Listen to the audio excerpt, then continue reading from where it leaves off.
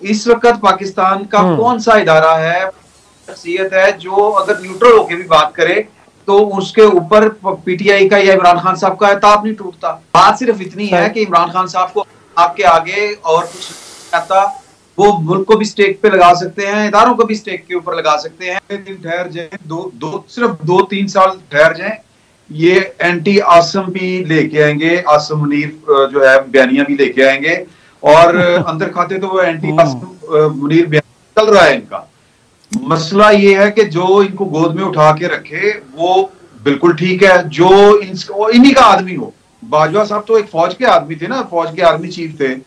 और वो मैं फैसल वाडा साहब के मुतालिक इनके जो ख्यालात थे, अभी कुरैशी साहब जो फरमा रहे थे, मैं आपको उसका हवाला दे रहा हूँ।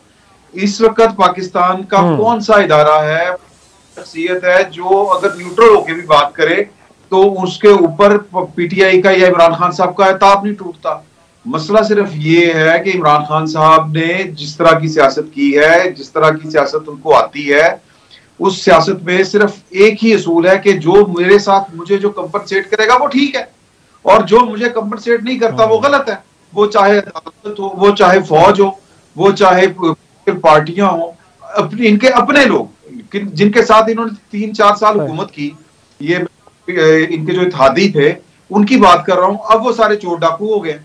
अब जब ये कहते हैं कि इंपोर्टेड हुकूमत कहते हैं, तो इंपोर्टेड हुकूमत तो उन्हीं एलिमेंट्स के साथ बनी है जिनके साथ इनकी बनी हुई थी। अगर वो एलिमेंट्स ना होते, मैं एमके बात कर रहा हूँ, बीएन बात कर रहा हूँ, अगर वो एलिमेंट्स ना होते तो ये हुकूमत किस तरह बनती।